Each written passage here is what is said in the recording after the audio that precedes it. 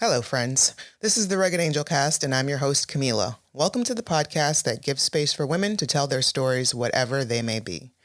This week's guest is fresh off her film festival circuit tour after screening her new documentary film, The Blues Society.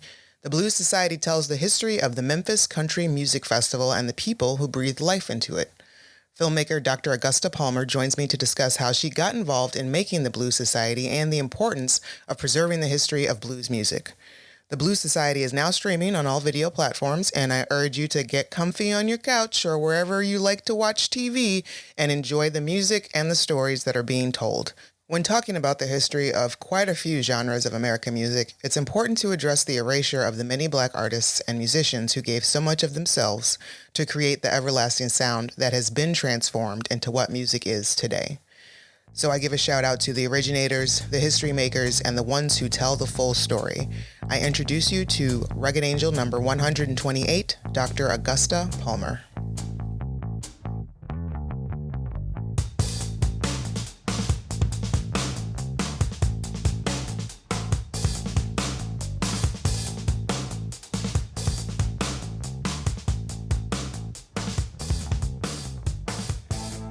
Dr. Augusta Palmer, welcome to the Rugged Angel Cast. Thank you, Camila. I'm thrilled to be here. It is always nice to talk to a female filmmaker, and first of all, I do want to let you know that I very much enjoyed The Blues Society, which is one of the films we're here to talk about, the main film we're here to talk about. I really enjoyed it. I'm so glad you did, and it's also... because this is a music film, I feel like music journalism too. Lots of guys I even like, guys I'm related to, whatever. My dad having been a music journalist, but I'm always happy to be talking to a woman too. Excellent. Yeah, it could be it's a very male dominated profession, filmmaking, music, journalism. It all kind of. Yeah, so patriarchy, I heard that's a thing. Yeah, I know, it's weird. But more prevalent in certain fields than others. That's the point here, right? Exactly. Well, this is the ladies' chat today, so we're gonna get into it, and I guess we can start off with, how did you get into filmmaking to begin with? Well, as a kid, I loved painting and I loved theater. And at a certain point, I was just like, two things come together in filmmaking. So that was like really in college for me. Okay. Yeah. Because when I was very young, we didn't even have a TV. So it took me a little while to come to movies. I was a college student. I wasn't out there at 12 making, videos in the backyard or something. But oh wow! So you didn't have a TV growing up, and that's very young. Under 8 or something. Yeah. Then we had a black and white TV, which was kind of like, that was a little lame. Yeah. That's mostly like we watched The Wizard of Oz, and I was like, I don't understand. What's the big deal here? What's changed? Like, I don't get it. Why are they talking about this yellow brick road? I don't get it. But your dad was a music critic, correct? Robert Palmer, I believe. Yes. Not to be confused with Addicted to Love, Robert Palmer. Yes. How many times has that happened to you? It has happened a few times. But as him being a music critic, so I'm assuming that there was always, like, music was more prevalent in your household growing up. Well, actually, my parents split up when I was about, only a couple months old, and I actually didn't really even meet my dad till I was like 12 years old. So not immediately. We got to be, we got to be good friends, I would say, in a way, after that.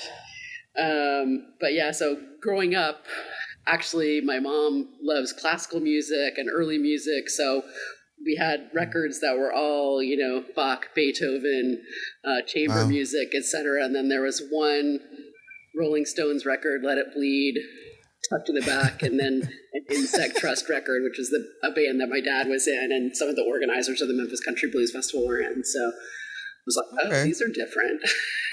Interesting. Yeah, that is, I would see how those would stand out to you as a child? It's like, okay, Bach, Beethoven, da da da. Wait, what is this? Rolling Stones? Like, Mom, I have questions. What prompted you to make the Blues Society? Like, where did this idea come from for you? Well, it first came from Nancy Jeffries, who was one of the organizers of the Blues Fest with my dad and was in that band, the Insect Trust, with him. She was the singer. She had been approached by somebody who had shot a lot of 16 millimeter footage at the 1969 festival and kept it in his basement for decades. And he wanted to do something with it, make a film. And she said, Nancy and I had met not too long before that because of another film that I was working on. And she said, I think we should get a filmmaker involved in this. And I think Augusta Palmer is the person to ask. So I got invited to go and look at that footage. And so sort of got invited along, I think, a lot because of my dad. But then the first thing that I heard when I went to, we had to like look at and listen to the footage separately because of how it was recorded. It wasn't on a format where you could put them in sync. And right. And so when I walked in, Jane Rosenthal, who had been in charge of that crew shooting the footage in 1969, played a recording of my mom, which is now in the film, which is the woman saying like, "Can't you just pay for your tickets, people?" I love that. Real music from your city. You should be proud of it. So that's my mom. And, it's, as she says in the film, her only public speech. So, and I had, my dad had talked to me about the blues festivals. I knew about them. And I guess I could have deduced that my mom was around. They were together at that time, that she would have been involved, but she never mentioned it to me. And so... And she's quite impassioned in making that speech. So it was like, this is this whole time and place that's so close to my experience, and yet I can't even imagine it. So I wanted to know more about it and imagine it and understand that time and the collectiveness of it, which was always what was really one of the things that was interesting to me, that it wasn't just like a story about one guy or one woman or it was a group of people that came together to create these festivals. What was it like for you to be able to like kind of go back into a time machine and experience your parents? Like, was this prior to your birth? It's really interesting because it's just like, that's so close to you, but you can't imagine it. I don't know. There's a great Taiwanese film called EE, which means like a 1 and a 2, like counting off for a band, we're starting a song. Mm-hmm. That's what it means. But there's a character in that who's a little kid who goes around taking pictures of the back of people's necks and then giving them to them because he's like, I see this all the time, but you can't see it. So it's kind of like that. I don't know. To me, it was like that. Like, oh, I can see this thing that I shouldn't be able to see, in a way, or I haven't been able to. So it was really interesting to see and hear them in that period when they were so young, Right. Yeah.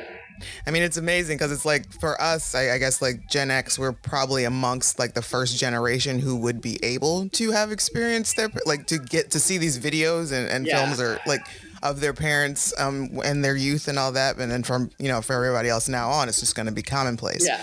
But it's always just like a really, kind of weird thing. Like you see like all other generations, you've seen the photos and the portraits and blah, blah, but then to like actually see the movement and how they spoke and how they behaved before they were burdened with parenthood. Exactly. It's a whole nother animal. And all the other stuff that might come with adulthood, like yeah, exactly. And, I don't know. Yeah, jobs, not being jobs, able to couch surf, internally and things like that. Yes. The bog down of the bills and the bills and the bills. The adulting, as they call it now. Not fun, but essentially, yes. The have-tos and not the wants. So were you always a fan of blues music? Not, from my earliest childhood, but when I was 20, I lived in Chicago and got to go to the Checkerboard Lounge, and that really for some reason that really, well, not for some reason, it was just great to be able to go see Junior Wells and all these people still playing and have this, lively experience. Whereas I think if I knew about blues before that, it was kind of like some old record somebody was playing, you know what I mean? And then I kind of was like, oh, I guess my dad knows a thing or two about this. Maybe I should ask him to recommend some more blues to me. And he made me some mixtapes and, so yeah, Nice. in my late teens, early 20s, that's when I started getting interested. Well, speaking of mixtapes, I've seen that you've called this film a moving image mixtape. Is that where it stems from, kind of the mixtapes that your dad gave you? Yeah. I mean, it especially stems from, he gave me this one that I still have that was called The Real 60s Man. Oh, wow. Written on the tape was...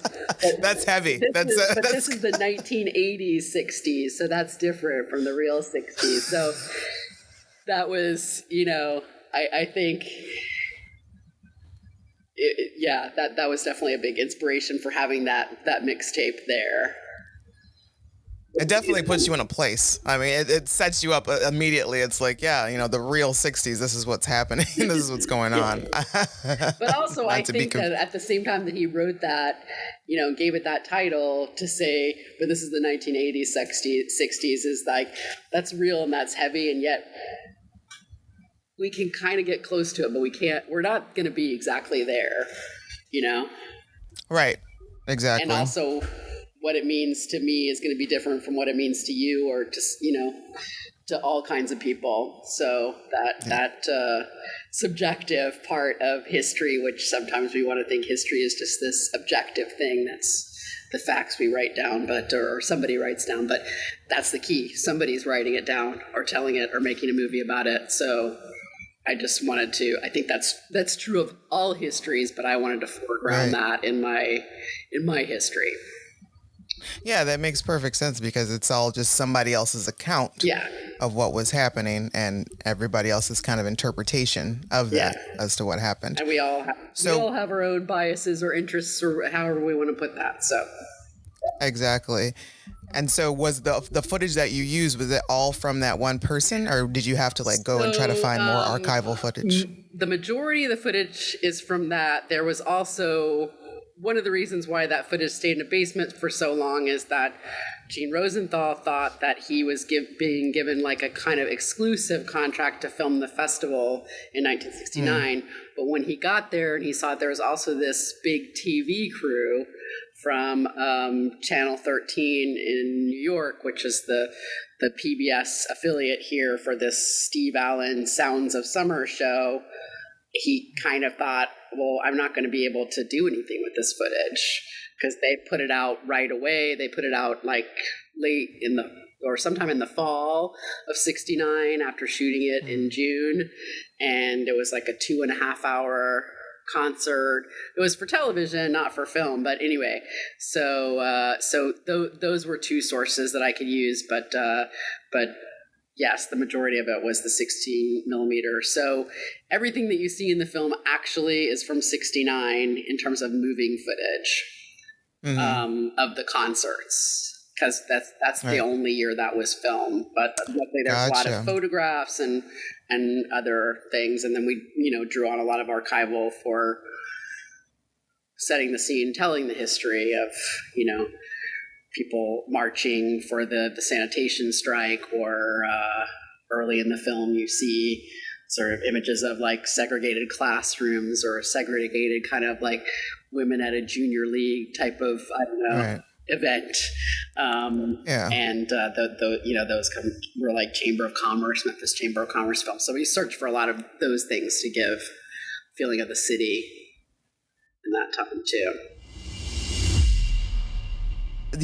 I noticed in an interview with Spin that you had talked about the concert in itself kind of held a danger of making the Black artist into a symbol.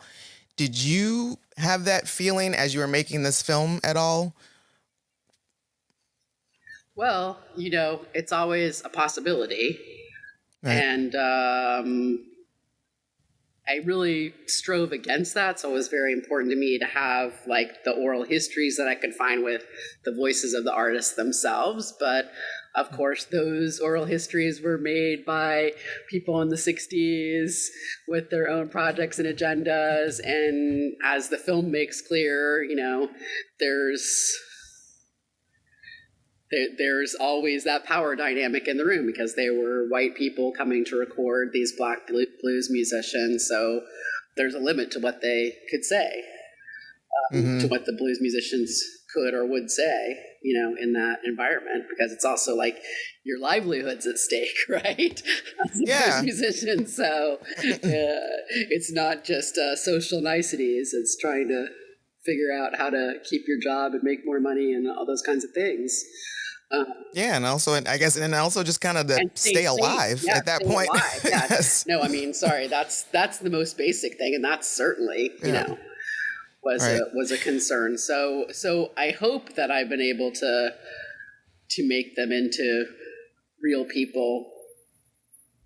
Oh yeah, in my opinion, yes, you did, and that's one of the things that I do appreciate about the film, and the fact that you highlight and you put a spotlight on the fact that these black artists were victims of erasure, and just kind of like having their music, especially like specifically the song with the Rolling Stones, Prodigal Son, that you pointed out.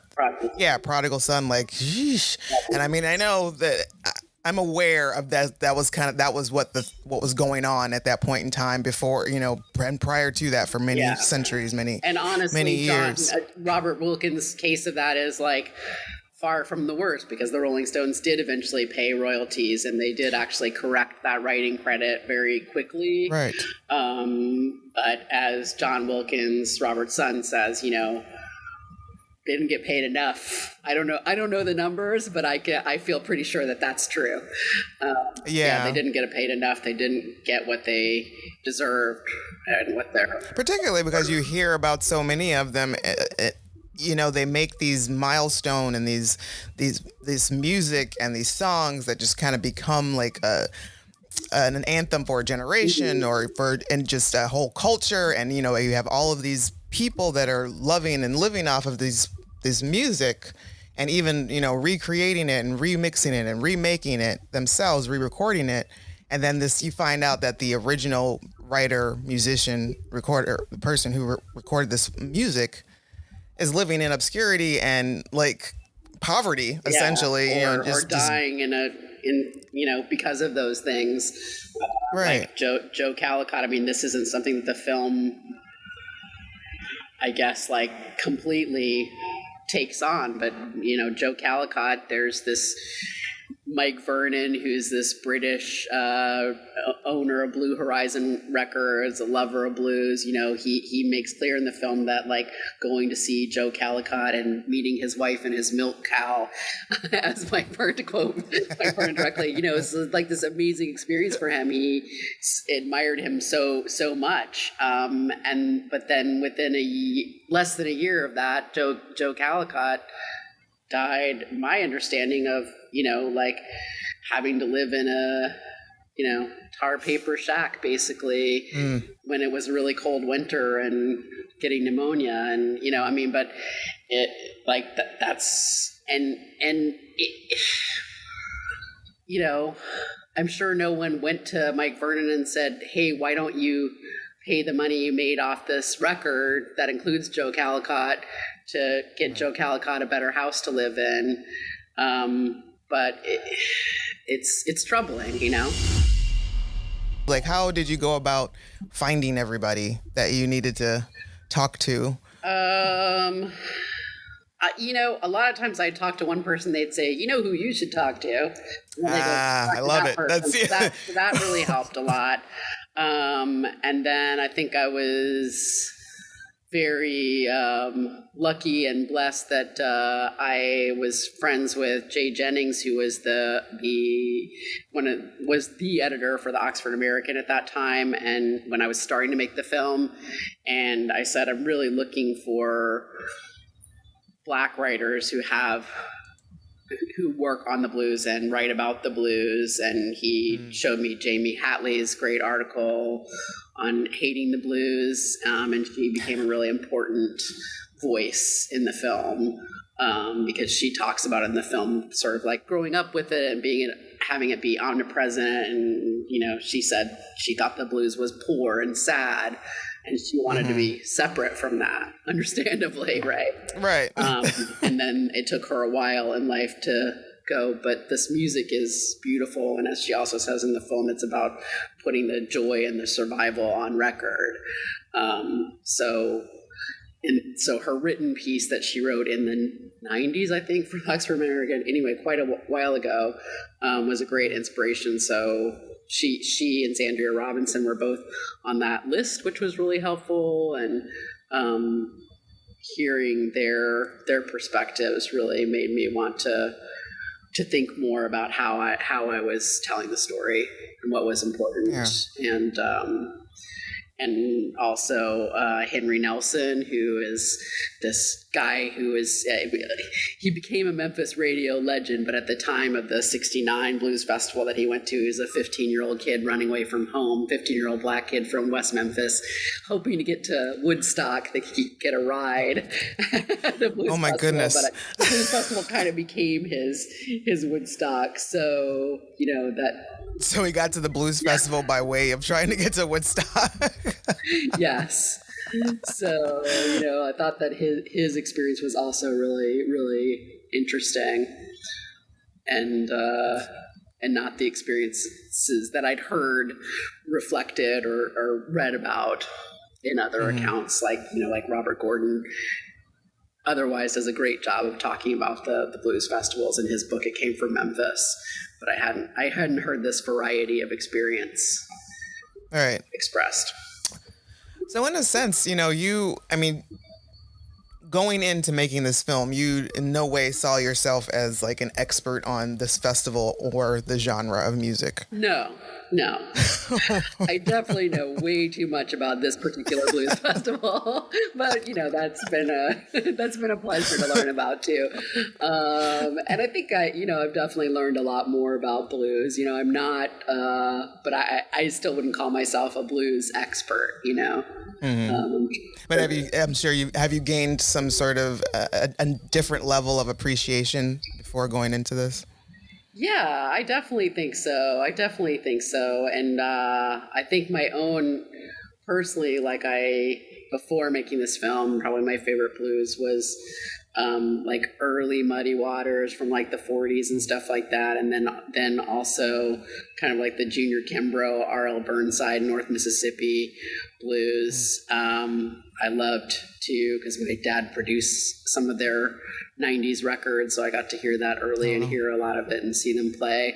And so I wasn't necessarily as big an appreciator of like Gus Cannon or even Furry Lewis, and now I can't imagine not appreciating Furry Lewis. I just anyway. So yeah, I became a big a lover of these players, many of whom had recording contracts in the 20s and 30s, but then were living in poverty and obscurity, as you said, by the 60s, and yet kept doing their things. And Reverend Wilkins, I was also not a fan of before starting to make the film, and I think I say this actually often, but I definitely believe it, that if you can listen to more than a minute of Robert Wilkins without starting to kind of like move your body and tap your feet, there's probably something wrong with you.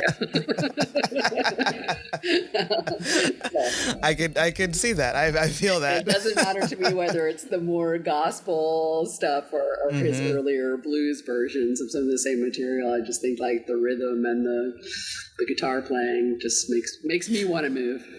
I mean, I love some newer people. Like I love Buffalo Nichols. I think he's really great.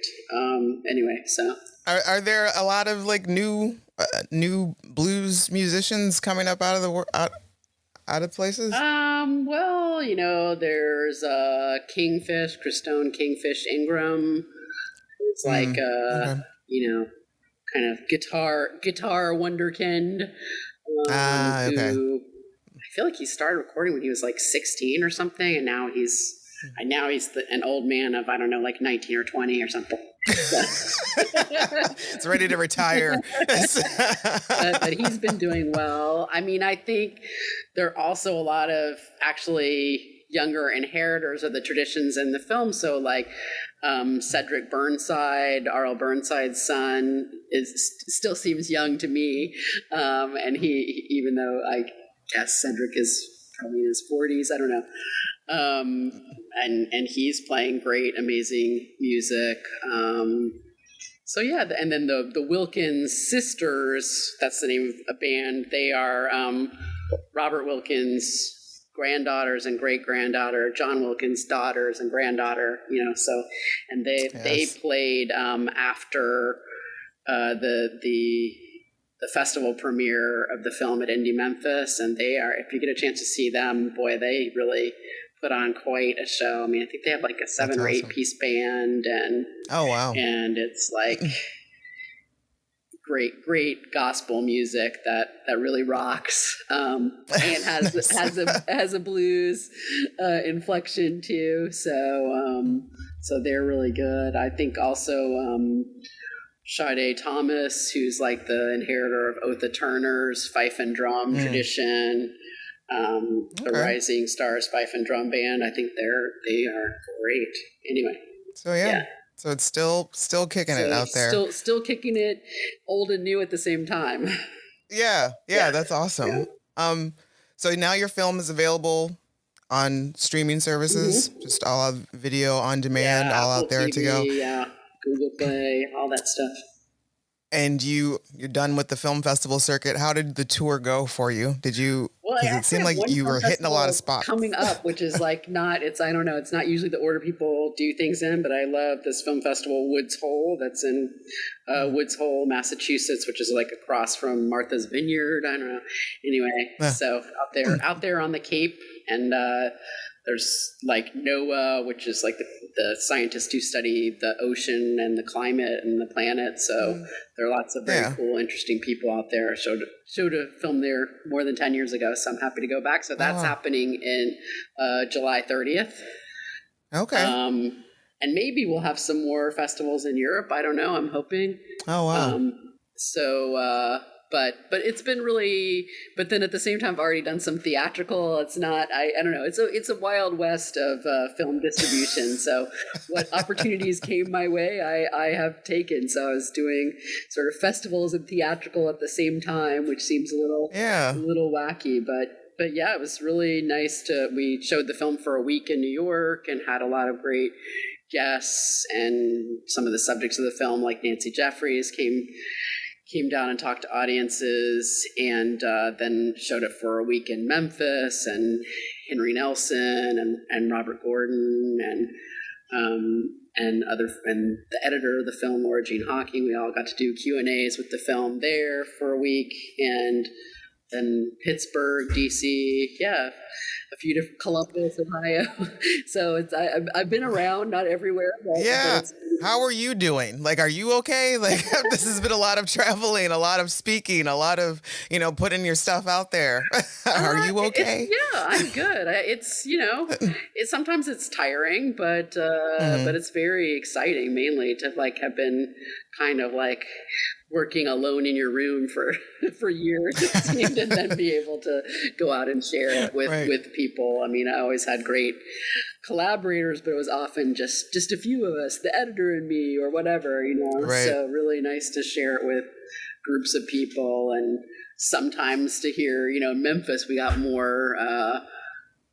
We got people coming who had actually been to the festival. Surely, that must have been just like a great big party, like a reunion, like the showing at Memphis. It was really fun, because a lot of the interviewees came, and so it was nice to see them and talk to them, and it was also relaxing for me because I was like, just ask them.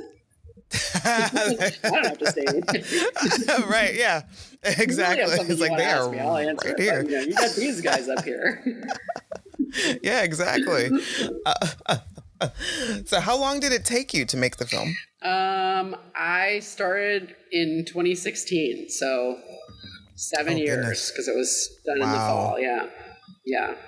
Wow. It took a long time to just have the funding to really put the time and be able to hire. That's what it always boils down to. Yep. The funding. Yep. That is what it always boils down to. Yeah. So as not to spoil anything for the film, but whatever happened to the Memphis Country Blues Festival?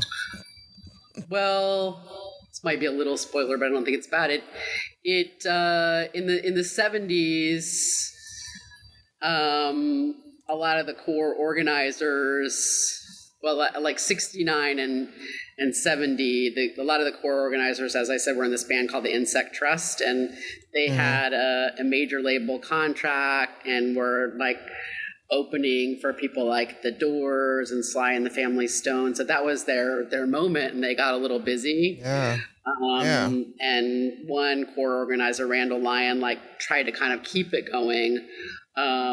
But it was too much for one person.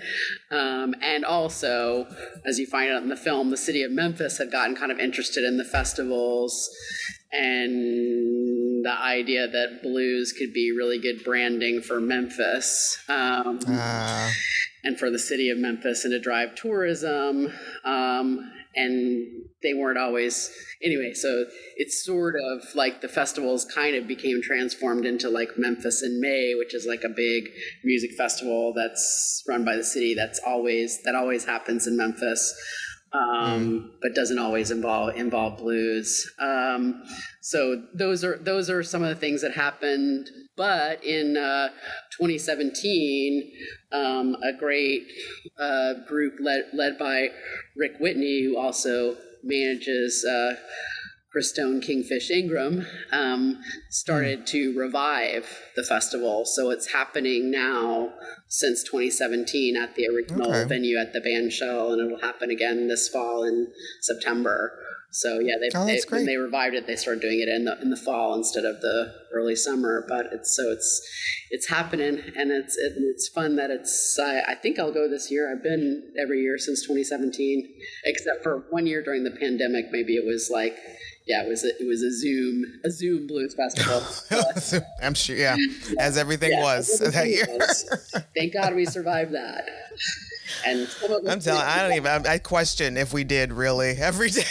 I hear you. And I think there's a lot that we still don't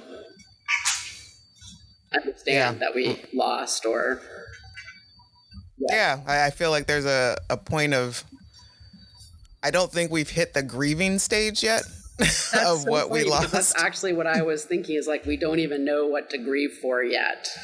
There are, of course, we've lost like the immediate, like the death that we grieve, but what we've lost as a society, I think we're only just starting to, which is to feel and think that. It's a scary thought. Yeah, and there's a lot of capitalism and things like that don't really want us to think about what we're grieving.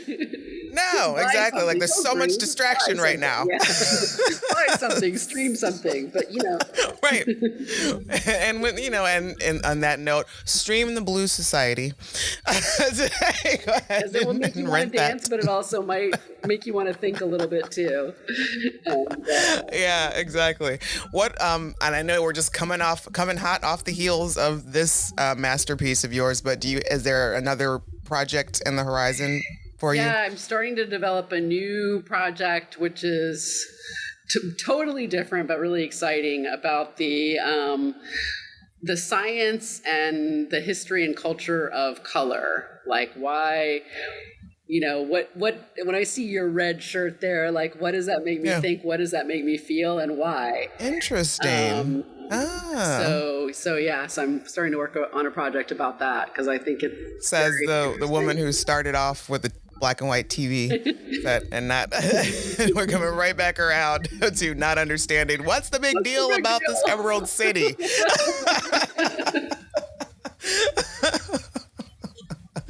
That's great. I am interested in that. What types of subjects do you like to focus on in your films? Well, I've done quite a few things on music. I made my last feature documentary was called The Hand of Fatima, and it also involves my dad and his favorite band, the Master Musicians of Tijuca, who are this Moroccan hereditary band. So you had to be the son of somebody in the band to be in the band. Oh, wow. And so in the 1970s, my dad went to their tiny village of Tijuca and listened to their music, and then they actually initiated him into their Sufi brotherhood. So I went back 30 years later to find out if they were still doing their thing, playing their music, awesome. And they are, and it was really, really beautiful to hear them. So that was a great music film, and in many ways parallel, because it's also about, well, what does it mean to be an American writer writing about Moroccan music in 1970? Right. But I also actually finished a fiction short also last year called Order My Steps, which is about an incarcerated woman trying to reconnect with her daughter after 20 years of separation. So, oh, wow. So, I just I like stories. I like to get into the feels, as they say, things that make people feel, whether that's color or family or suffering or music. Sometimes all at the same time. Right. What is the one thing you'll be disappointed if you never get to experience? Wow.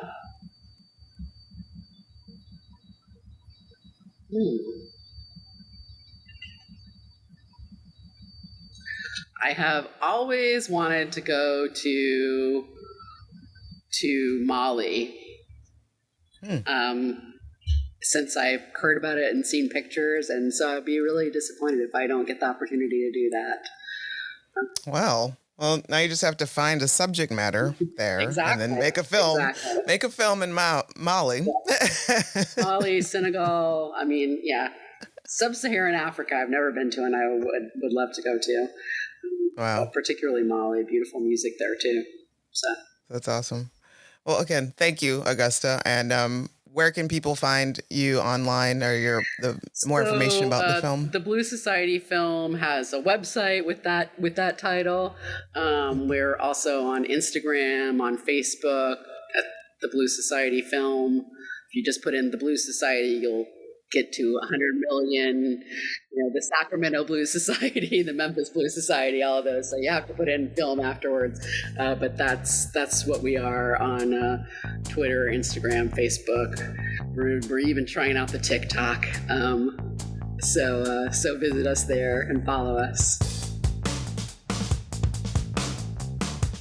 Hey you. Thanks for listening to the Rugged Angel Cast. This podcast was produced, hosted, and edited by Camila Adams, also known as Rugged Angel Productions. Please subscribe, rate, and share the show. It really helps with visibility. Take care.